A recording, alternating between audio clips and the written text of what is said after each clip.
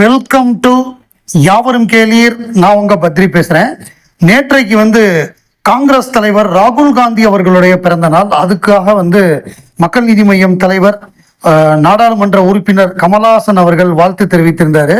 அதுல என்ன சொல்லியிருந்தாருன்னா, wishing my friend ராகுல் Gandhi a very happy birthday. May you continue on the path of unity, compassion and courage.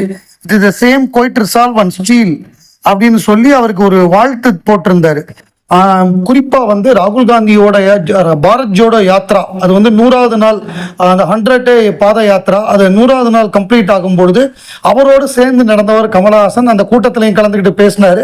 அவரும் ராகுல் காந்தியும் சேர்ந்து ஒரு நீளமான ஒரு பேட்டி, 2 பேரும் கொஸ்டின், இவர் கேள்வி கேட்க அவர் பதில் சொல்ல, அவர் கேட்க இவர் பதில் சொல்ல, ஒரு சிறப்பான ஒரு இன்டர்வியூ நடத்தினாங்க. ஸோ அதெல்லாம் இப்ப நினைவுக்கு வருது. ராகுல் காந்தி அதுக்கு நன்றி சொல்லியிருக்காரு. Thank you Thiru Kamal Haasan for your kind wishes and solidarity. Looking forward to seeing you soon in parliament.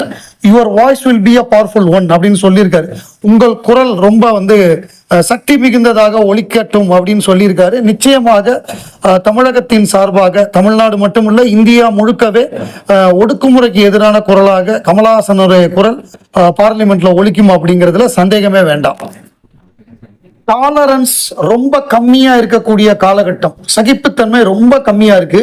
மொழியின் பெயராலும் அல்லது வேற ஏதாவது ஒரு இஷ்யூ, எல்லாரையும் பிரிக்கணும் அப்படிங்கிற மாதிரியான ஒரு இஷ்யூவை எடுத்து அதுல ஒரு வெறுப்பு பிரச்சாரத்தை பண்றதுங்கிறது இப்ப வாடிக்கையா இருக்கு. குறிப்பா தக் லைஃப் படத்துக்கு எதிராக அப்படி ஒரு விஷயம் தான் கர்நாடகாவில் நடந்தது. அந்த படத்தை பேன் பண்ணிட்டாங்க, அங்க தடை பண்ணிட்டாங்க. ஸோ அதற்கு எதிராக சுப்ரீம் கோர்ட்ல கமலஹாசனுடைய ராஜ்கமல் நிறுவனம் அந்த கேஸை நடத்தினாங்க. அதுல நேற்றைக்கு நடந்த ஒரு விவாதத்துல ஜட்ஜு என்ன குறிப்பிட்டாருன்னா, இப்போ ஒரு ஸ்டாண்டப் காமெடியன் ஒரு விஷயத்த பேசுறாரு, அது தொடர்பாக மகாராஷ்டிரால பெரிய பிரச்சனையாகுது. அவர் ஊரை விட்டே ஓடி வேற ஒரு ஸ்டேட்டுக்கு முன்ஜாமீன் வாங்குறாரு. அதை தான் குறிப்பிடுறாங்க. ஒரு நகைச்சுவை நடிகர் ஏதாவது கூறினால் கூட உணர்வுகள் புண்படுகின்றன என கூறி நாச வேலைகள் நடக்கின்றன. நாம் எங்கே எதை நோக்கி சென்று கொண்டிருக்கின்றோம், வேர் வி ஆர் ஹேட்டிங் அப்படின்னு கேட்டிருக்காரு.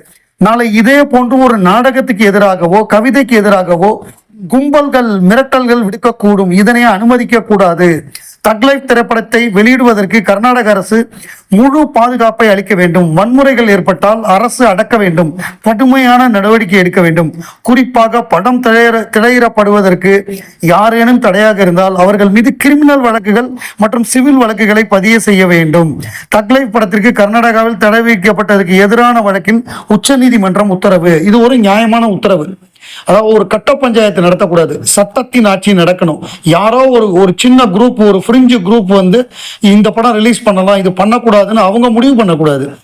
ஒரு பிரச்சனையே இல்லாத பொழுது ஒரு பிரச்சனையை கிரியேட் பண்ணி அதன் மூலமாக சட்டம் ஒழுங்க பிரச்சனையை கிரியேட் பண்ணி இந்த மாதிரி பொது அமைதிக்கு குந்தம் விளைவிப்பது வன்மையாக கண்டிக்கத்தக்கது அப்படிங்கிற மாதிரியாக சுப்ரீம் கோர்ட் ஒரு அருமையான தீர்ப்பை சொல்லியிருக்கு. பட் இதற்கு அப்புறமும் அவங்க படத்தை ரிலீஸ் பண்ண விட மாட்டாங்க. நேரடியாக கேட்டால் நாங்கள் பாதுகாப்பு கொடுப்போம், எல்லாம் பண்ணுவோம்னு சொல்லுவாங்க. பேக் சேனலில் இந்த படத்தை ரிலீஸ் பண்ண விடாமல் என்னென்ன பண்ணணுமோ, நீ மன்னிப்பு கேட்காம ரிலீஸ் பண்ண முடியாது அப்படிங்கிறதுல உறுதியாக அவங்க எல்லாருமே நிற்கிறாங்க அப்படிங்கிறது தெளிவாக தெரியுது. நம்மளை பொறுத்தவரையே படம் ரிலீஸ் பண்ணலைனாலும் பரவாயில்ல, நம்ம கரெக்டாக இருக்கோம், நம்ம பக்கம் நியாயம் இருக்குங்கிறத ப்ரூவ் பண்ணணுங்கிறது தான் கமலஹாசன் அவர்களுடைய எண்ணம். அதை அவர் ப்ரூவ் பண்ணிட்டாரு. தக் லைஃப் திரைப்படம் நிறைய பிளஸ் பாயிண்ட்ஸ் இருக்கிற படம், ஆனா அதை உள்ள மைனஸ் பாயிண்ட்டை பெருசுபடுத்தி ஒட்டுமொத்தமா பிரச்சாரம் பண்ணி அந்த படத்தை காலி பண்ணிட்டாங்க. தக் லைஃபை பொறுத்தவரை அந்த படத்துல கமலஹாசனுடைய நடிப்பு, அந்த படத்துல டெக்னிக்கலா டிஏஜிங்கு, அந்த கேமரா, மியூசிக்கு, சண்டை காட்சிகள், இது எல்லாமே சிறப்பா இருந்தது. அதுவும் அந்த ட்ரெயின் ஃபைட்டா இருக்கட்டும், கடைசியில கமலுக்கும் சிம்புக்கும் இருக்கக்கூடிய ஃபைட்டா இருக்கட்டும், கமலஹாசனுடைய அவரை கொல்ல ட்ரை பண்ணும்பொழுது அந்த கார்ல அந்த இது ட்ரை பண்ணுவாங்க, காரை எல்லாரும் சேர்ந்து சுடுற ட்ரை பண்ணுவாங்க, அந்த எடுக்கப்பட்ட விதம் பிரமாதமா எடுத்திருந்தாங்க. இது எல்லாமே நல்லா இருந்தது. படத்துல அந்த சென்டிமெண்ட்டும் கரெக்டா ஒர்க் அவுட் ஆயிருந்தது. அஞ்சு வண்ண பூவே பாட்டெல்லாம் கரெக்டா ஒர்க் அவுட் ஆயிருந்தது. படத்துல மைனஸே இல்லையான்னு கேட்டா மைனஸ் இருந்தது. அதாவது கமலஹாசன், மணிரத்னம் அவங்களோட உயரத்துக்கு இந்த படம் இல்லை. இது அதுக்காக மோசமான படம் கிடையாது. ஒரு தடவை தாராளமாக பார்க்கக்கூடிய ஒரு படம். எந்த சீனும் போர் அடிக்கவே இல்லை. பட் அவங்க உயரத்துக்கு இது கொஞ்சம் ஓகே அப்படிங்கிற சொல்ற படம் தான். அதை பத்தி நிறைய நெகட்டிவிட்டி பரவி இருந்தா கூட ஜேம்ஸ் வசந்தன் அந்த படத்தை நேத்து பார்த்திருக்காரு. இவ்வளவு தூரம் நெகட்டிவா சோசியல் மீடியால வந்து கூட அவர் இன்ஃப்ளூயன்ஸ் ஆகல. அதாவது நம்ம மற்றவர்கள் என்ன சொல்றாங்கிறத கேட்டுட்டு அதோட போய் படத்தை பார்க்க கூடாது. நம்ம போய் படத்தை பார்க்கணும். அதுக்கப்புறம் நம்ம விமர்சனங்களை படிச்சா தப்பு கிடையாது. ஏன்னா விமர்சனங்கள்ங்கிறது நிறைய பெய்டு ரிவ்யூவா தான் இருக்கு. ஒண்ணு பணம் வாங்கிட்டு சப்போர்ட்டா எழுதுறாங்க, அல்லது பணம் வாங்கிட்டு ஒரு படத்தை காலி பண்றதுக்கு வேலை பார்க்கறாங்க. இப்படிதான் நடந்துகிட்டு இருக்கு. அவர் என்ன எழுதியிருக்காருன்னா, ஜேம்ஸ் வசந்தன் இசையமைப்பாளர், நேற்று இரவு தக் லைஃப் படம் பார்த்தேன், அசந்து விட்டேன். நல்ல படம், மிக நல்ல படம். ஆனால் ஏன் இதை சிலர் மோசமாக விமர்சித்தார்கள் என்பது எனக்கு கொஞ்சம் கூட விளங்கவில்லை. ஒரு அண்டர்வேர்ல்ட் கேங்ஸ்டர் படத்துக்கு தேவையான எல்லாமும் சரியான விகிதத்தில் இருந்தது.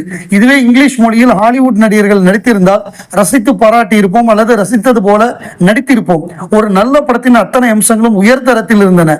ஆழமான கதை, அட்டகாசமான திரைக்கதை, அசர வைக்கிற லொகேஷன்ஸ், அதை அருமையாக கண்முன் கொண்டு வந்த ஒளிப்பதிவு, சர்வதேச தரத்தில் பின்னணி இசை, ஒவ்வொரு கதாபாத்திரத்துக்கும் பொருத்தமான நடிகர்கள், அவர்களின் அடக்கமான நடிப்பு, அற்புதமான ஒளிக்கலவை, சவுண்ட் டிசைன், சவுண்ட் மிக்சிங், ஒளிக்கலவை, படத்தை விறுவிறுப்பாக்கிய படத்தொகுப்பு என எல்லாமே ஒரு சேர அசத்திய கலவை.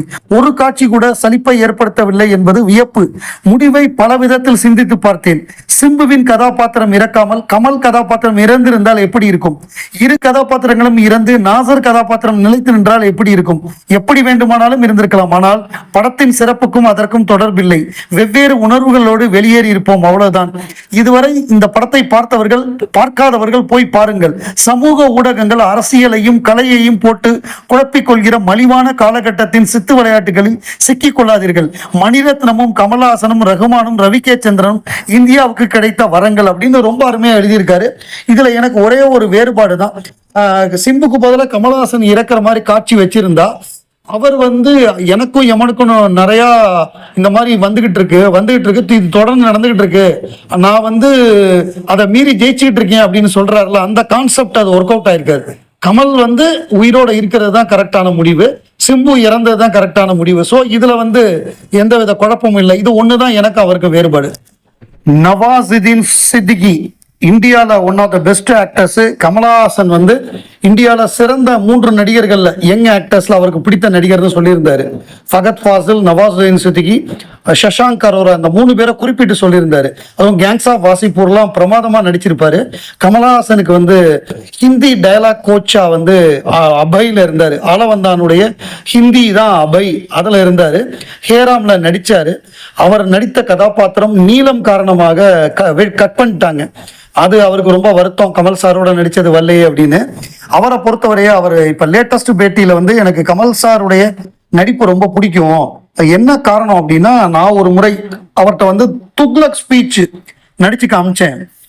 துக்ளக் மன்னர் மாதிரி பேசுறது, அது ஒரு ஃபேமஸான ஒரு மோனோலாக். அதை நான் பேசி காமிச்சேன்.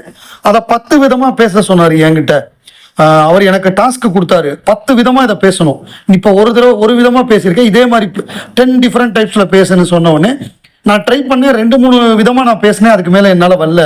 பட் கமல் சார் அவ்வளவு விதமா பேசுறாரு. அவர் பாட்டுக்கு கடகடன்னு பேசுறாரு. அவருக்கு அவரோட பாடி மேல கண்ட்ரோல் இருக்கு. அவர் ஒரு டான்சர், சூப்பர் டான்சர். அவரால் முடியும், இஸ் a கிரேட் ஆக்டர் அப்படின்னு சொல்லி அவர் வியப்பு தெரிவிச்சிருக்காரு. என்னால அதை பண்ண முடியல அப்படின்னு. அதனாலதான் கமலஹாசன் வாத்தியாருக்கெல்லாம் வாத்தியாருங்கிறோம், டீச்சர் ஆஃப் டீச்சர்ஸ்